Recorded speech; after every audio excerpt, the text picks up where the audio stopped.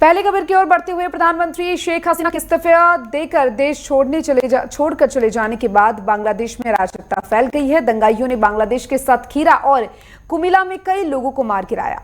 और देखिए खबर यह भी है कि शेख हसीना की पार्टी अवामी लीग के 20 नेताओं के शव बरामद किए गए। इन नेताओं के परिवार के सदस्यों के भी शव मिले हैं। और इस बीच मणिपुर सरकार ने घुसपैठ को रोकने के लिए 2 जिलों में रात्रि कर्फ्यू लगा दिया है। खास रिपोर्ट देखिए।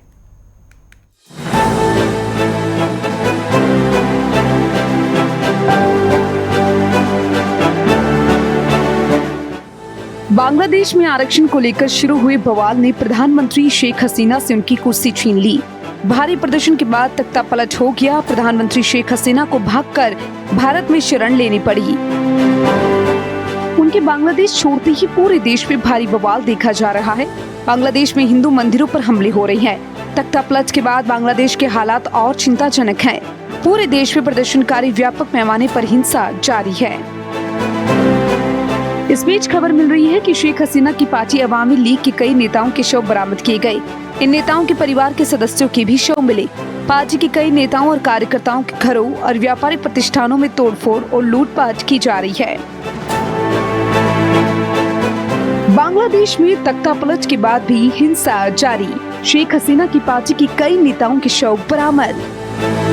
पार्टी अवामी लीग की 20 नेताओं के शव बरामद।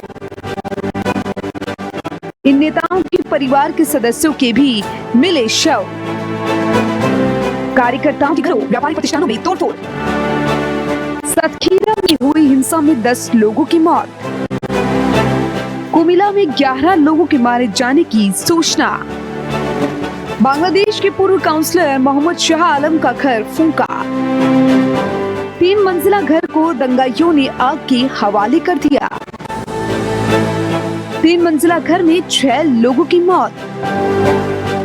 सिंगर राहुल आनंद का 140 साल पुराना घर फूंका। पूर्व विदेश मंत्री हसन महमूद को ढाका एयरपोर्ट से हिरासत में लिया गया। सड़क परिवहन मंत्री अब्दुल क्वादर रविवार रात को देश छोड़कर फरार। बांग्लादेश के 27 जिलों में हिंदुओं पर हमले। बड़े पैमाने पर मंदिरों को भी निशाना बनाया जा रहा। उपद्रवियों ने कई पुलिस थानों और इमारतों में की लूटपाट। ढाका के मीरपुर मॉडल पुलिस स्टेशन में आग लगा दी। पड़ोसी देश बांग्लादेश में जारी हिंसा को लेकर भारत बांग्लादेश सीमा पर हाई अलर्ट है। इस बीच मणिपुर सरकार ने बांग्लादेश से अवैध तरीके से किसी भी तरह की घुसपैठ को रोकने के लिए फैजावल और जिरीबाम जिले के कुछ हिस्सों में रात्रि कर्फ्यू लगा दिया है। दोनों जिलों के डीएम की ओर से जारी अलग अलग आदेशों में 5 या अधिक व्यक्तियों का इकट्ठे होने पर पाबंदी लगाई गई।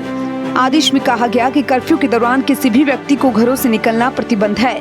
और इस बीच अधिकारियों ने जानकारी दी कि फैजावल जिले में सुबह 8 बजे से शाम 4 बजे तक प्रतिबंधों को ढील दी जाएगी, जबकि जिरीबाम में सुबह 9 बजे से दोपहर 3 बजे तक ढील दी जाएगी।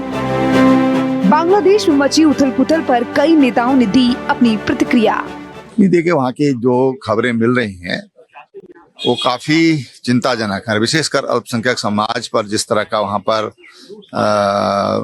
अत्याचार हो रहा है, जिस तरह के वीडियो जारी हो रहे हैं वो बहुत दिल दहलाने वाले हैं। सच बात यह है कि वो वीडियो देखे नहीं जा रहे हैं। तो हम वहाँ की जो नए प्रधानमंत्री हैं उनसे अपेक्षा करते हैं कि वो जो वहाँ का अल्पसंख्यक समाज है उसको वो संरक्षण दें। देखिए ये बहुत ही सेंसिटिव समय है, संवेदनशील समय है और हमें फॉल्स फैब्रिकेटेड फोबिया फैंटेसी से बाहर आना होगा। जो लोग इस तरह के फॉल्स फैब्रिकेटेड फोबिया फैंटेसी के जरिए कहीं ना कहीं भय और भ्रम का माहौल पैदा करने की या भय और भ्रम का भौकाल खड़ा करने की कोशिश कर रहे हैं, वो देश हित में नहीं है। सरकार पर हमें यकीन करने की जरूरत है। सरकार पूरी नजर रखे हुए है। जो भी देश के हित में होगा, जो भी वहां पर जो लोगों के मानव अधिकारों से संबंधित जो विषय होंगे उस पे वो करेगी। लेकिन इस पे आप प्रवोक करने वाली बातें देख रहा हूं मैं, वो बिल्कुल गलत है। कुछ विदेशी शक्तियां हैं जो भारत को मजबूत नहीं होने देना चाहती और वो विपक्ष उनकी आश्रय बैठकर किसी न किसी प्रकार का अनर्गल दुष्प्रचार और अनर्गल जो एक्टिविटीज है वो करता रहता है। बहुत ही शर्मनाक है, दर्दनाक है, और मुझे तो सरप्राइजिंग ये लग रहा है अगर इस तरीके की हो रही है बातें तो मोदी जी को इस पे संज्ञान लेना चाहिए।